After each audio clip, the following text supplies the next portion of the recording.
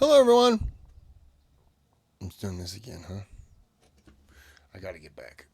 Sorry, I have the windows open because it's really starting to get nice out.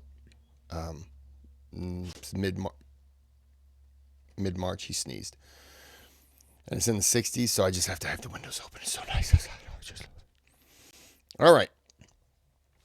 This video was requested. This is the first... Is it? I always want to say Kashmir. Is it Kashmir? Kashmir? It can't be Kashmir. That's just too odd. But we're going to say it because I've already said it. I've already committed to it. So that's what it is now. They're going to have to change the battle name if I'm incorrect. See me clicked on that button? This is what I did. It's a click sound. And then I've already subscribed to the channel, but when I did subscribe, I did this. It's another click sound. That's how fast it was. Completely free, easy. If you could do that for me, it helps out tremendously. If you want to donate to the channel, I got a thanks button. Click on it, donate. And then if you were to have requested this, your name sponsors that video. It's my way of saying thank you. Still do videos, just takes a little bit longer. But this was a faster turnaround because I'm knocking out videos ahead of time. All right. Let's get into it.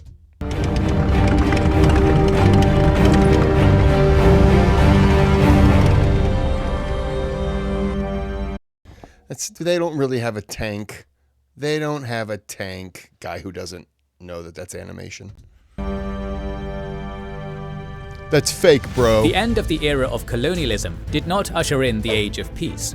Instead, at times, it laid bare the simmering conflicts between formerly oppressed communities caused by territorial, ethnic, or religious disputes, which eventually led to full-scale wars.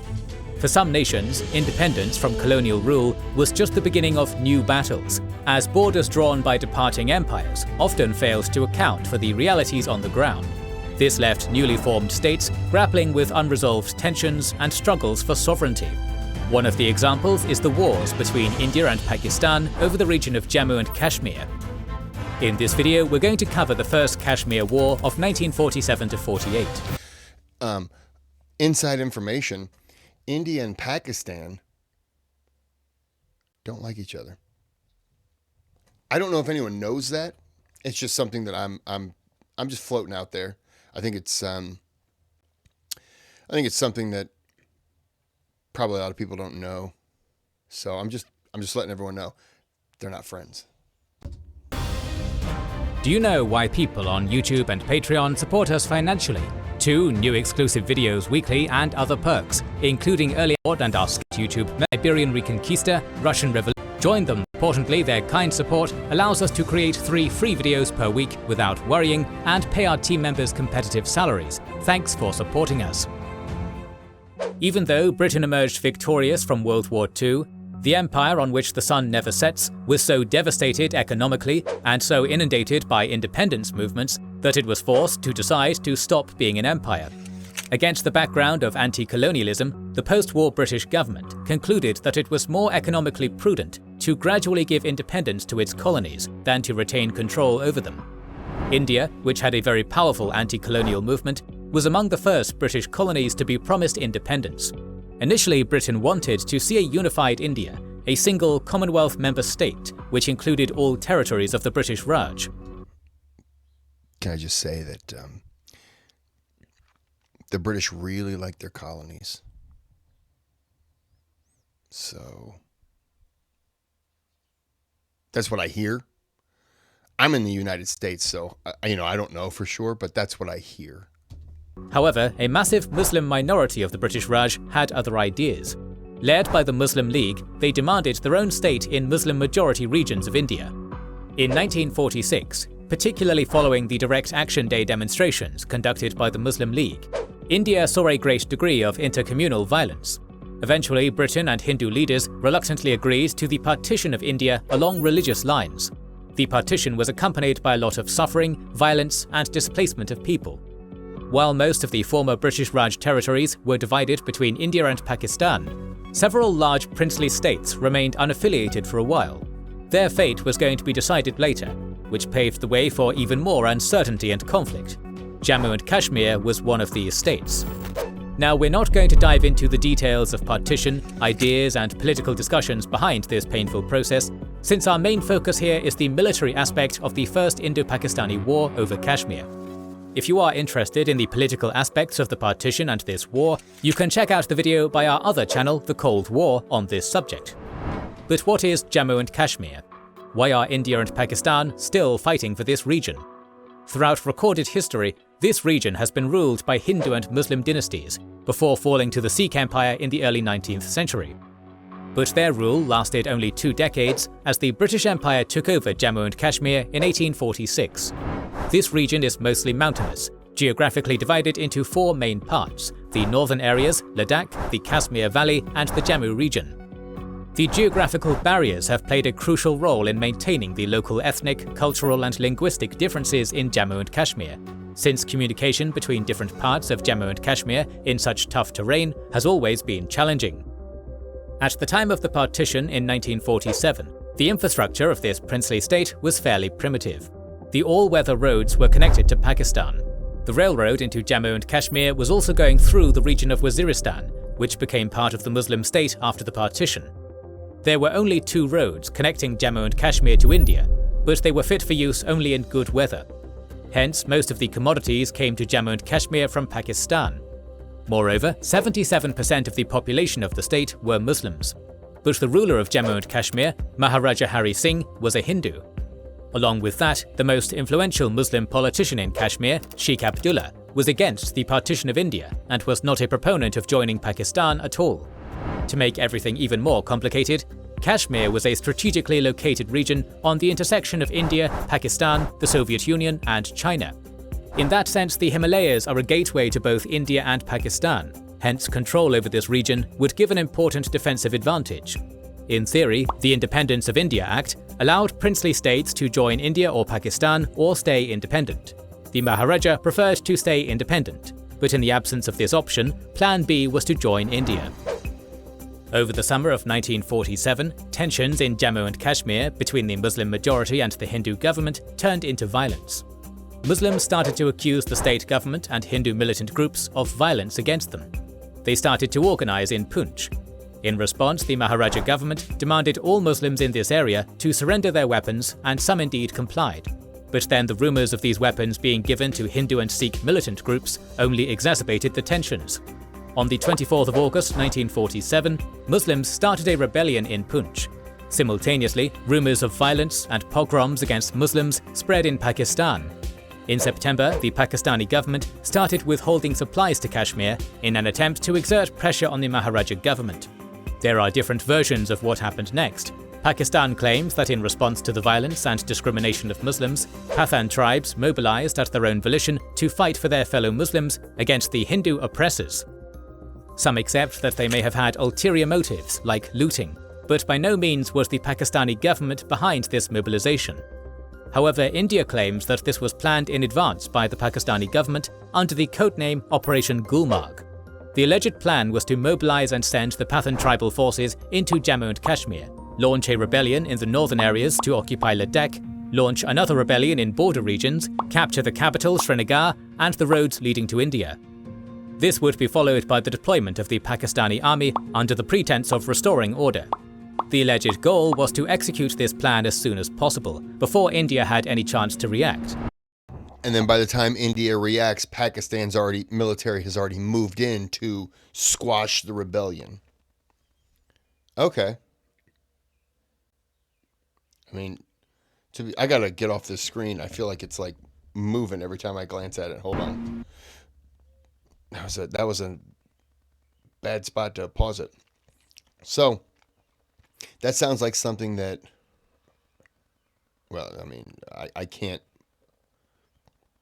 place in particular what I'm thinking of, but the U.S. did something similar. It's not a shock. Yeah, but yeah, it's one of those things. Oh, and the British and the French did it with the Suez Canal. I think they had, was it Israel? They had them kind of start something, and then they were going to step in because the Suez Canal had just been Yeah, Egypt, right? Egypt had just nationalized it. This was in the 50s. Eisenhower was president. I remember that. And he flipped out when he found out that they did this. But yeah, they had Israel start an issue, and then they came in to protect the Suez Canal. And then we're just going to go ahead and stay here. While you get everything sorted out, we'll just stay here. And it didn't really work out. And then they were asking Eisenhower, hey, can you help us? And Eisenhower was like, no, I'm not going to. I think Eisenhower, well, the Americans, and I think even the Russians were like, what the hell are you guys doing? And that was the Cold War. So those two we were bumping heads. And Russia and the U.S. were like, yeah, you guys really did not have a good strategy here. When you get condemned by two countries that are fighting each other, you've done something wrong. But what exactly did these nascent armies look like? The Independence of India Act ruled that 2/3 of the 460,000 pre-partition army would be part of the Indian Army, while Pakistan would get the rest. India got most of the weapons, ammunition, military infrastructure, and crucially, most of the air force. Overall, India had 88 infantry battalions, 12 armoured regiments, and 19 artillery regiments. Pakistan got only 33 infantry battalions, 6 armoured regiments, and 9 artillery regiments. The fact that the British Indian Army mostly consisted of Hindus and Sikhs also had a negative impact on the quality of the Pakistani army, since it lacked experienced commanders and, in general, had a shortage of officers. In the Kashmir War, Pakistan also had several thousand Pathan tribal militias and local Muslim rebels fighting against the state forces and later the Indian Army. A very curious fact is that the commander-in-chiefs of both armies were British officers, and this had an impact on the outcome of the 1947-48 Kashmir War. By September 1947, the Pathan tribal militia started making regular incursions into the border areas. Along with that, thousands of demobilized Muslim World War II veterans were forming militias and causing trouble for the Maharaja's army. Muslim soldiers of the Maharaja army were defecting to fight for the other side. By October, the state army was significantly overstretched, despite some personnel and supply aid from fellow Hindu states. The situation was ripe for a general and decisive offensive. On October 22nd, 2 groups of Pathan militia invaded Jammu and Kashmir from 2 directions. The first was the Abbottabad Gahi Habibullah Muzaffarabad, with the capital Srinagar being the key goal. Again, it is difficult to ascertain the exact strength of this grouping, but several sources report about 5,000 people involved in this offensive. The second grouping to the south was an auxiliary force that was going to move into Kohala and advance on Poonch and surrounding areas. On October 23rd, the northern grouping occupied Domal, defeating the 4th Battalion under the command of Lieutenant Colonel Narain Singh. The defection of the Muslim forces from this unit aided them. The Pathans continued their advance on the capital, Srinagar, and they were only stopped in Uri by some 200 soldiers stationed in Srinagar under the command of Brigadier Rajinder Singh, who destroyed the bridge over the Uri River and conducted a fighting withdrawal to Baramulla. The southern militia grouping quickly seized Bag, Rawalkot, Rajouri and Berry Patan, encircled Poonch and cut the road to Jammu by early November. The Azad Kashmir government was proclaimed in the Muslim-controlled areas of Jammu and Kashmir. The northern grouping was expected to continue their advance, despite the destruction of the bridge in Uri, but the lack of discipline of these irregular forces was a major problem. Apparently, the Pathans could have crossed the small river without too much trouble, but they refused to give up their vehicles, which carried their loot. As a result, they captured Baramulla on the doorstep of Srinagar only on October 26th. Still, even then they preferred plundering and massacring the local Sikh and Hindu population instead of moving to the capital Srinagar. The only obstacle on the way to Srinagar was a roadblock defended by 50 soldiers of the state. Now, the significance of Srinagar went beyond the symbolism of control over the capital. The Srinagar airfield was a strategic military asset in this war, since it was the only viable way for India to bring in personnel and equipment, at least until the weather permitted. Failure to move on Srinagar at once gave the Maharaja government time to act. On October 24th, they asked for military assistance from India. They agreed to join India in exchange, and 2 days later signed the Instrument of Accession. Bringing troops and equipment via the roads would take too much time. Thus, India decided to immediately airlift 2 companies of the 1st Sikh Regiment via 30 Dakota transport aircraft to the Srinagar airfield. At once they were sent to the east of Baramulla to join the state forces in an attempt to stop the Azad Kashmir militia. Once again they were outnumbered by the militia and had to make a fighting withdrawal towards Srinagar, creating defensive positions on an elevation 20 kilometers to the east of the city. The Indian Air Force started conducting sorties to hinder the militia. Moreover, the tribal forces were more used to guerrilla warfare and had no training or expertise in fighting against dug-in infantry. By the time they managed to bypass the defensive positions, India had managed to fly in the remaining companies of the 1st Sikh, along with 3 battalions of the 161st Infantry Brigade, a machine gun company, and an artillery battery. Aware of the deployment of the Indian Army to Kashmir, the Pakistani leader Muhammad Ali Jinnah ordered the British acting commander-in-chief, General Gracie, to send the Pakistani army to Jammu and Kashmir, but the latter refused this order. The British did not want the situation to escalate further, and strangely the Pakistani leadership did not bypass the British commander to make this crucial decision. As a result, by the time the Pathans managed to bypass the main Indian roadblock and defeat the Indian unit in Badgam, just a few kilometers away from Srinagar airfield, India had managed to deploy a sufficient number of troops to stabilize the situation. The Pathans had now reached Chalateng to the north of Srinagar and prepared to assault the capital. The Indians defended with the 1st Sikh and 1st Kumaon regiments, along with a company of the 4th Kumaon regiment, while the 7th Light Cavalry was sent to the rear of the Pathans. On November 7th, the Battle of Chalateng started, with the Pathans attacking the Indian positions. They managed to hold back the attackers, while the 1st Kumaon regiment approached their right flank and the 7th Light Cavalry did the same from the rear. As a result, the Pathan militia was encircled, while the Indian Spitfires rained fire upon them. The Pathans had no chance in this situation and lost 600 to 700 men. The first major battle of this war resulted in a decisive Indian victory, as the threat to Srinagar was eliminated. The Indians capitalized on their victory and pressed on. On November 8th, they took Baramulla. 5 days later, Uri was recaptured.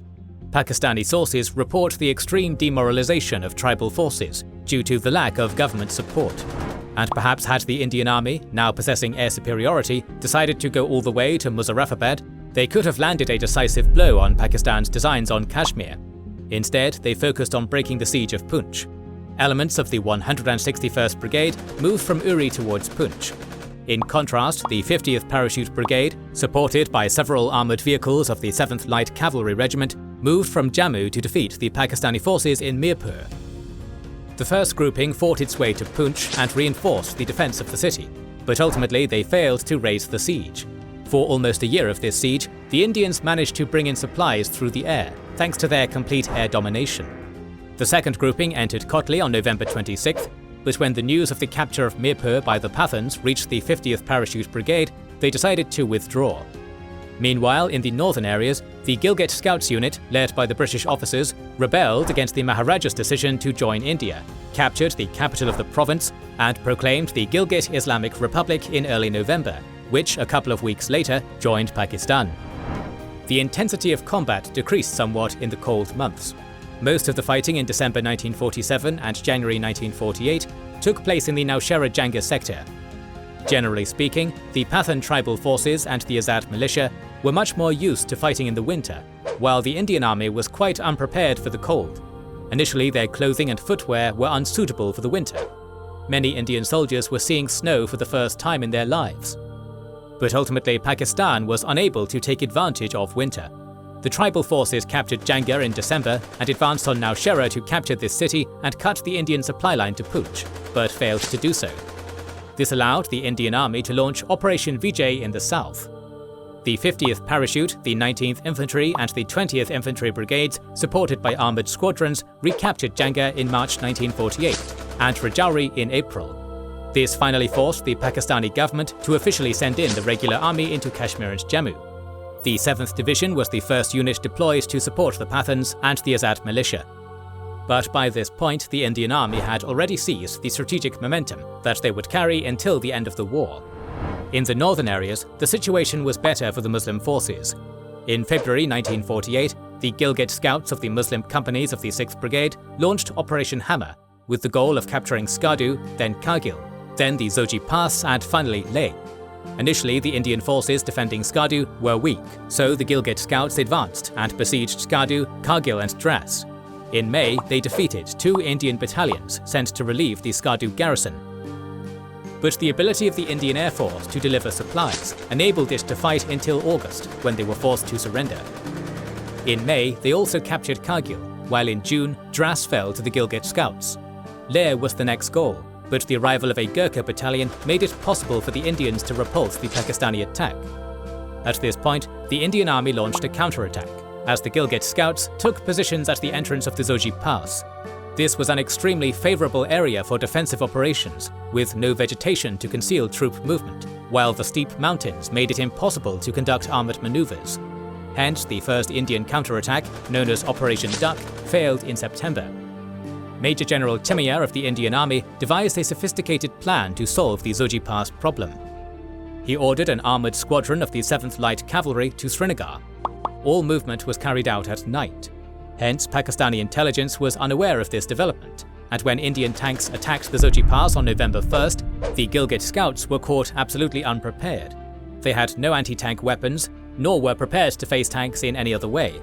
Soon, the Indian army captured Dras and Kargil.